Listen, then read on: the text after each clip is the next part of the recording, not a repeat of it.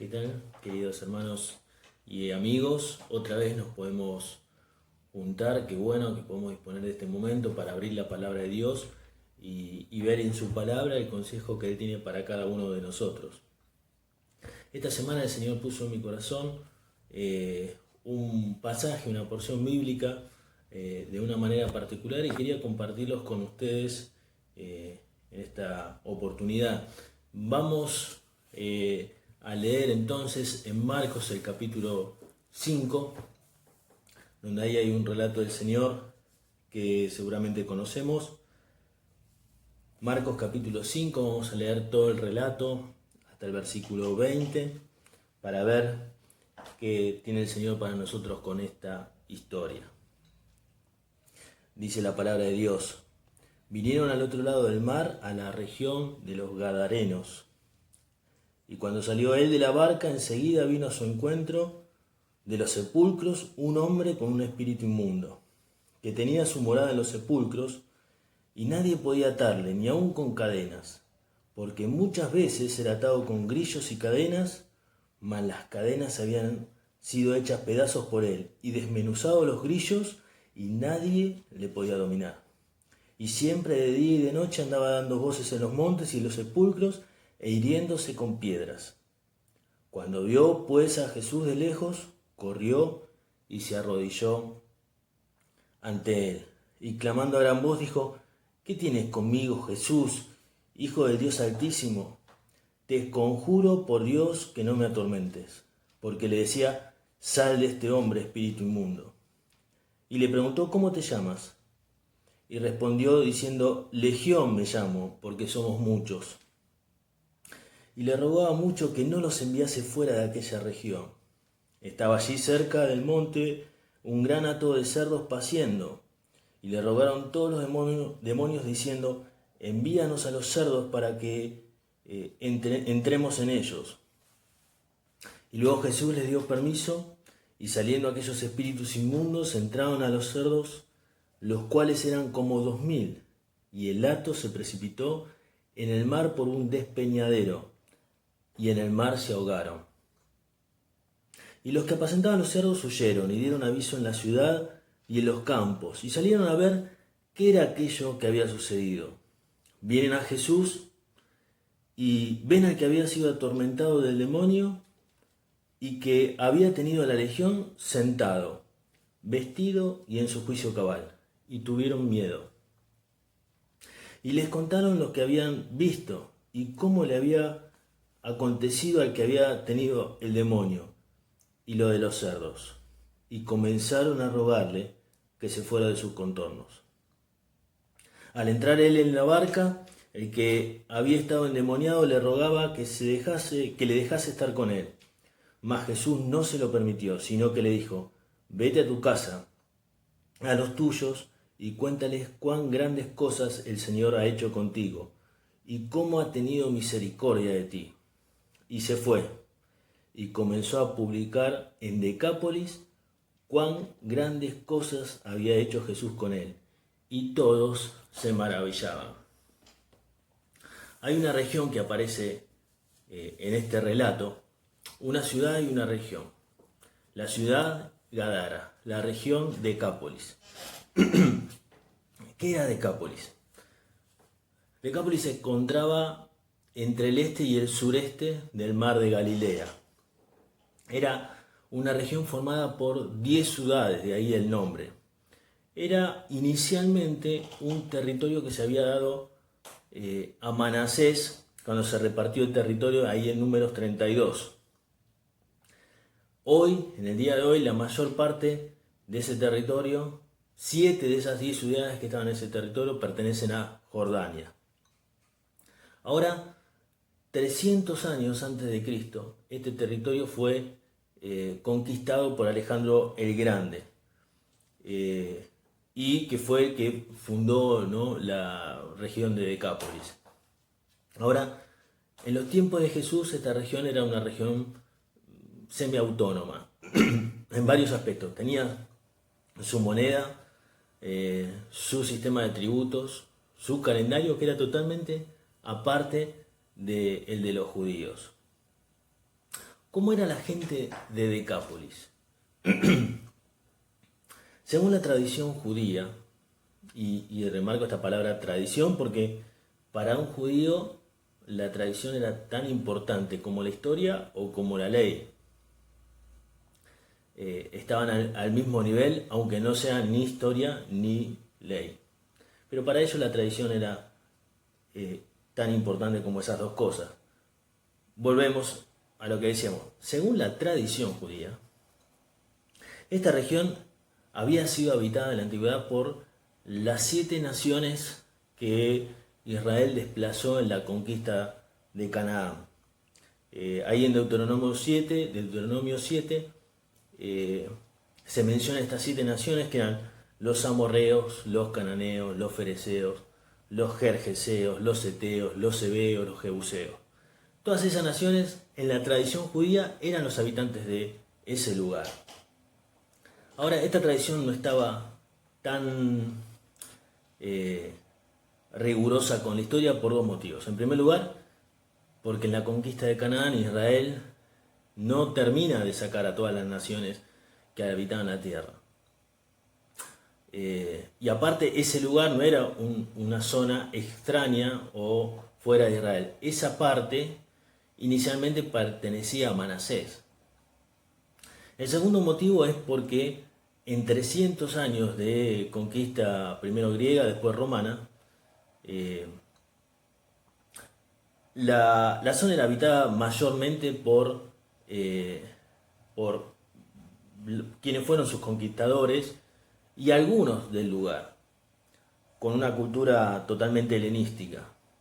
Entonces era muy improbable que los que estén habitando en ese momento sean realmente las 7 naciones que habían sido desplazadas por Israel. Pero esto al margen nos sirve a nosotros para entender más adelante lo que queremos decir.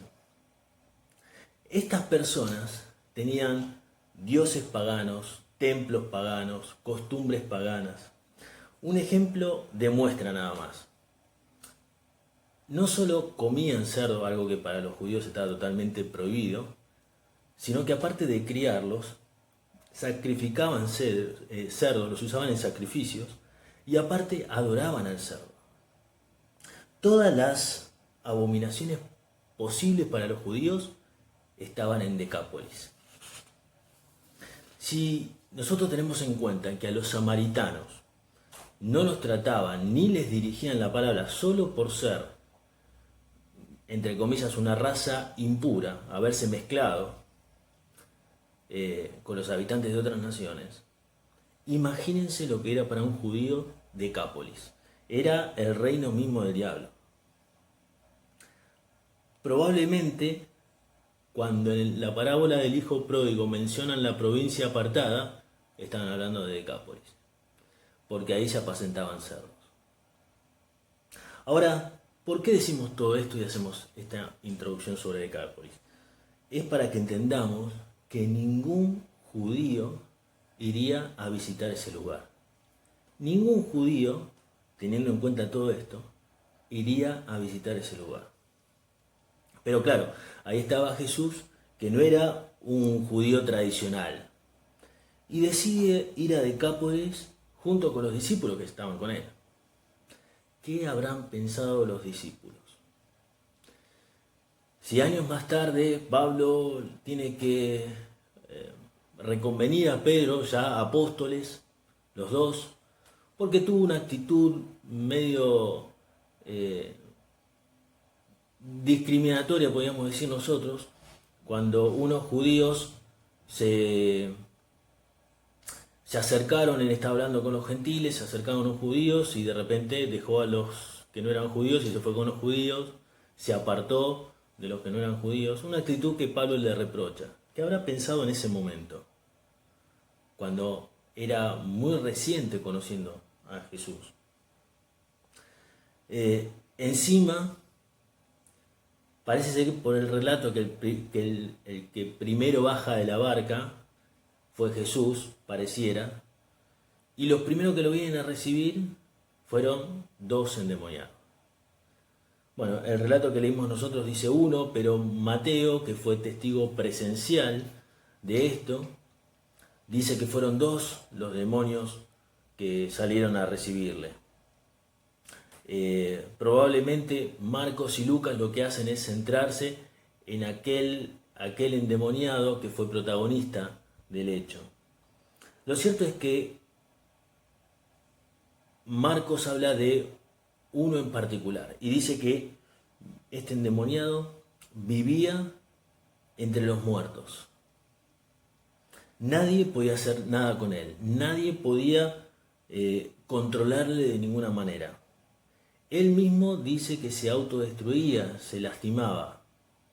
Ahora viene al encuentro de Jesús y frente a Jesús se arrodilla y confiesa que es el Hijo de Dios.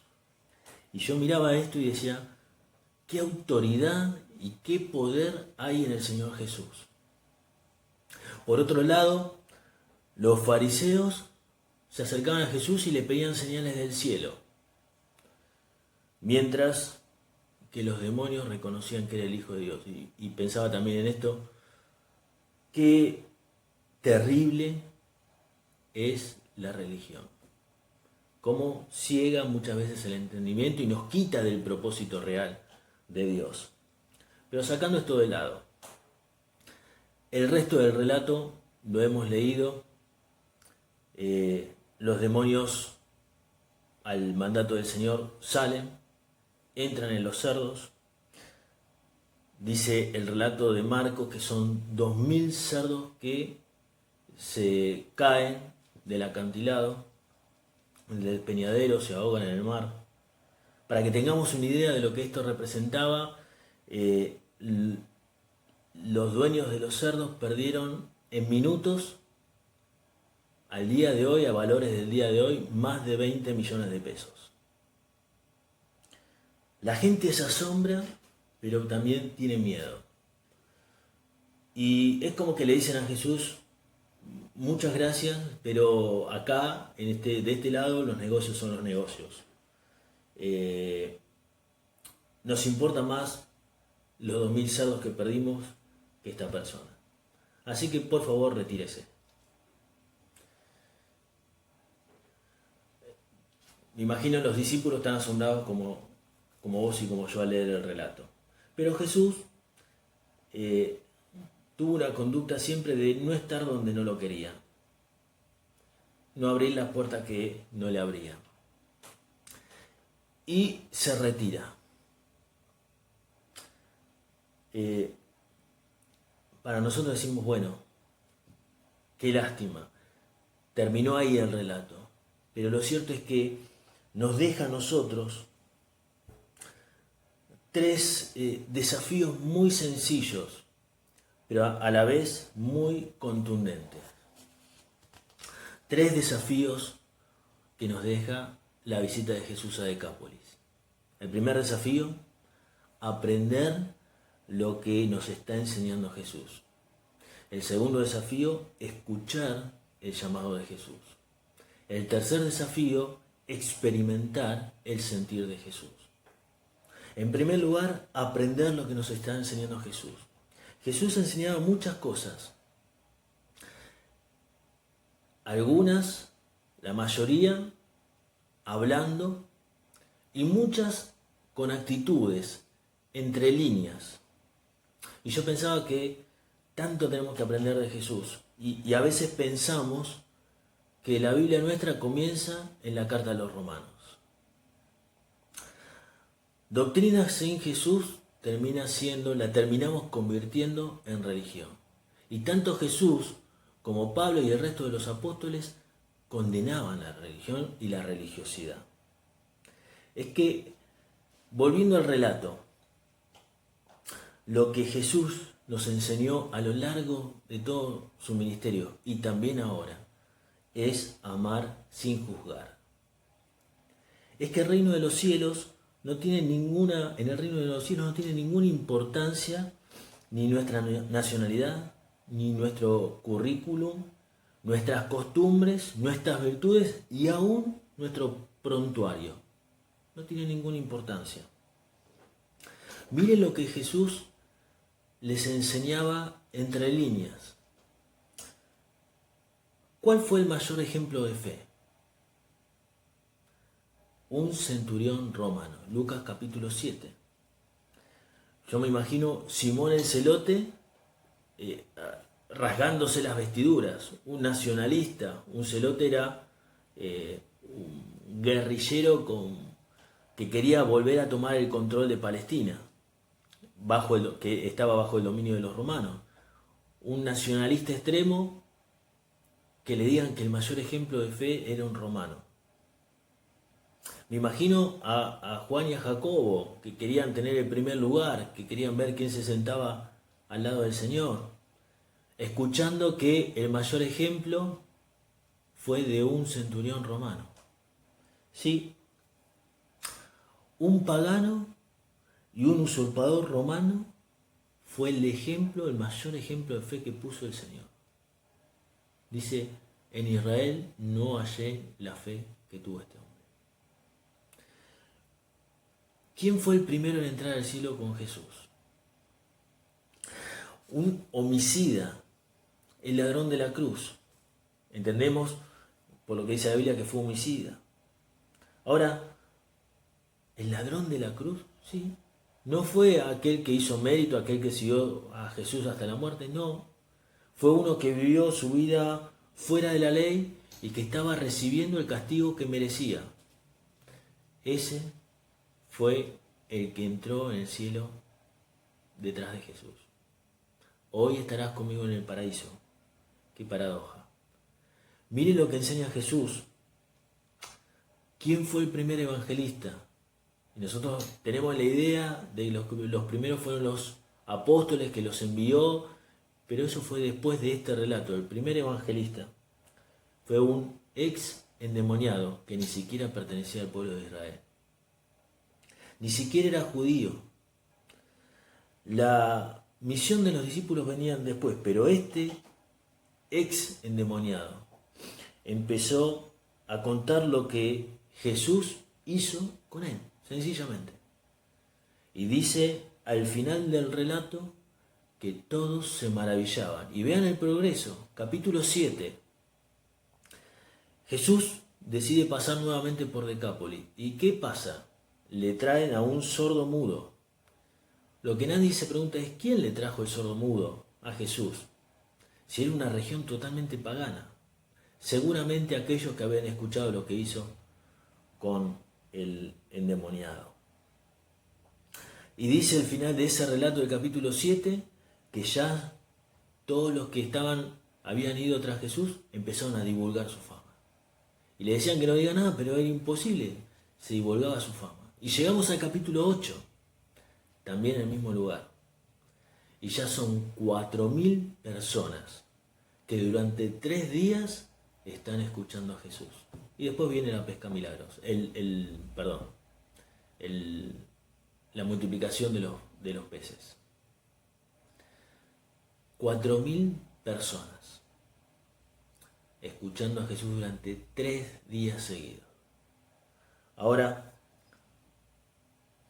¿cómo fue posible esto? ¿Sí? Jesús utilizó a un ex endemoniado de una región pagana para hacerlo evangelista. Aprendamos lo que nos quiere enseñar Jesús. Aprendamos lo que nos está enseñando Jesús. En segundo lugar, tenemos que escuchar el llamado de Jesús. Es curioso cómo termina el relato. Siempre Jesús era el que decía, sígueme. Lo hizo con sus discípulos y dejando todo le siguieron. Lo hizo también con otros que se acercaron a él y volvieron para atrás. Vieron muy grande el desafío y volvieron para atrás.